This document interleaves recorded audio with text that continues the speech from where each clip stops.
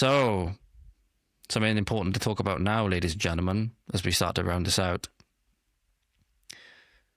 It's been broken today, 15th, that Labour councillor Ricky Jones has been found not guilty of encouraging violent disorder in a world where Lucy Connolly is still in prison at the moment for a post which she made and then took down and apologised for, in which she said, "For all I care."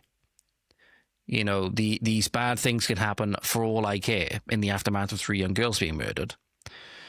That if you're of the right skin colour, in the right demographic, if you have the right victimhood characteristics, you can get away with saying whatever you want. But if you're not of the right characteristics, you'll get arrested for non-crimes. So this, mind you, ladies and gentlemen, and why people are saying that it's a two-tier Britain, which it is. Funnily enough, many of the people who are on the left now are saying, no, this is perfectly fine. When, you know, a mother such as Lucy Connolly is rotting in prison at the moment, rather unfairly, and Ricky Jones gets to go free because his rant was captured on video. His rant was captured on video, but yet apparently, and we'll get into maybe some of the reasons why in a moment, why we do need to be concerned about something that makes us really uncomfortable. Even though it's been caught on video, he can still get found not guilty. Bear in mind, he called for his political opponents' throats to be cut. Let me play you this video now, ladies and gentlemen. We've got children and women using those trains, destroying the morality. They are disgusting, nasty bastards, and we need to cut their throats and get rid of them all. I just want to say thank you all. I'm going to leave it now. And free!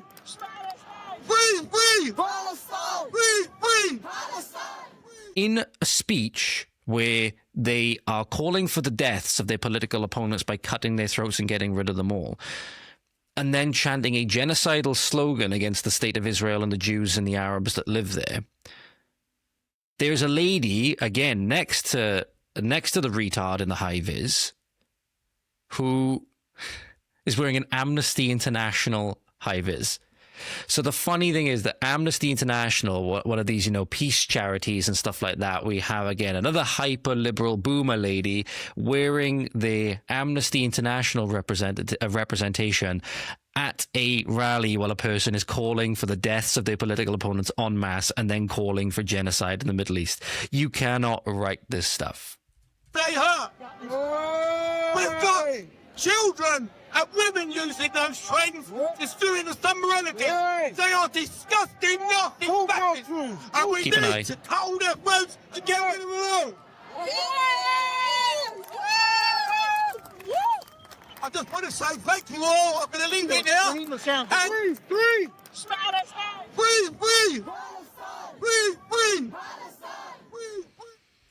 So again, if you have the correct characteristics, you have the correct victimhood characteristics, you can quite literally get away. You can quite literally get away with anything.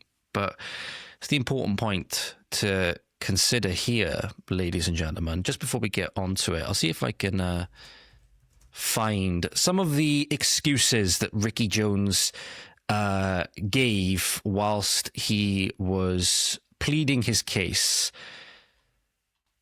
Honestly, because it was an absolute mockery. I'm trying to find people that have listed all of the different excuses that he used. So one of the articles from BBC says that he spoke in the heat of the moment.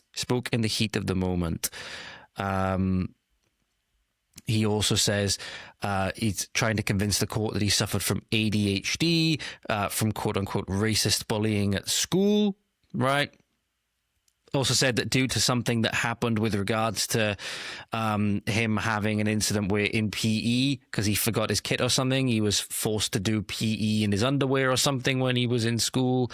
Sometimes I get emotional and I say things that I don't mean, but I don't believe him, and I'm not willing to give him the benefit of the doubt. Because These people are radical. These people are insanely radical.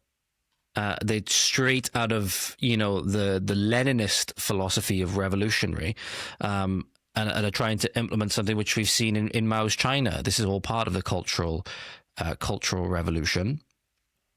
But he throw all manner of excuses, trying to obfuscate and blame everything other than the fact that he's an adult and he is not able to take account for his own actions. But there is something which somebody pointed out that we do need to now start taking a lot more seriously, even if you don't like this idea. Even if you don't like this idea.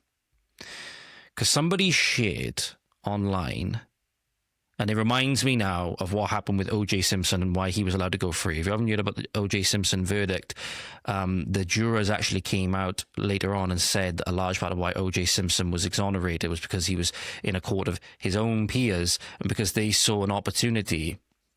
Many of the jurors, if not all of them, by the way, being black or African American, right? They saw an opportunity to get one back for, I believe it was the Rodney King incident. Do you think that they're members of the jury that voted to acquit OJ because of Rodney King?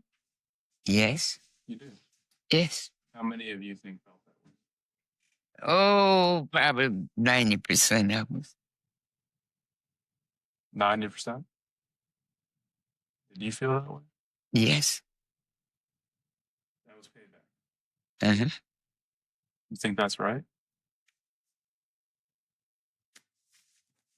And that's why they exonerated him. They exonerated him despite knowing that he was guilty purely on racially sectarian reasons. And very alarmingly, potentially we're seeing that in the UK as well. Somebody posted this, which is the borough, where the trial was held.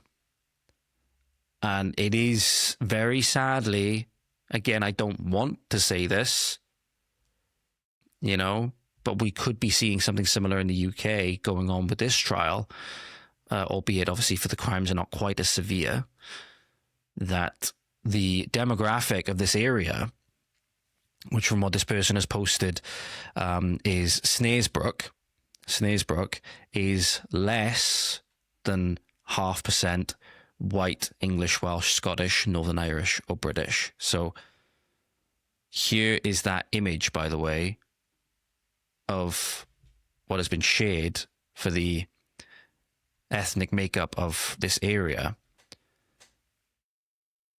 And you can begin to make the case at the very least, not saying that it 100% is true, but did Ricky receive a jury that was more sympathetic to him based on race and ethnicity, and that's why he was exonerated? The person points out there's a strong possibility that the demographic makeup of the jury voted in favor of keeping one of their own out of prison. This is a peek into the future. There will be no justice when we are a minority. Demography is destiny. And even if you don't agree with a lot of the people, you don't agree with the potentially, you know, quote unquote extreme stances on other things, this is, you know, you have the point. This is uncomfortable. We have to face it though, because we have historical precedent for this. We have historical precedent for this with the O.J. Simpson trial. So we need to start having a cold, hard look at the future now. And it's not looking good. It's not looking good. And there may be some things coming out of the future now. If this is not dealt with now, and this demographic decline is reversed, right? Obviously, we need to change a lot of our attitudes for that to happen as well.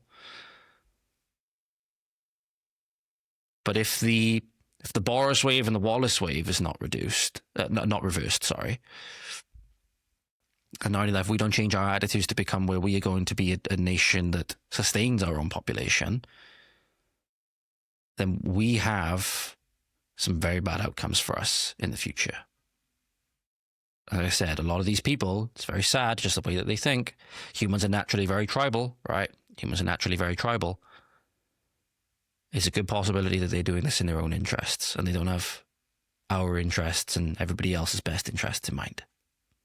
We need to face that potentially uncomfortable reality now. Because if we have got an O.J. Simpson case in this instance on our hands, then again, this is our roadmark to say that if this carries on, we're headed for extinction.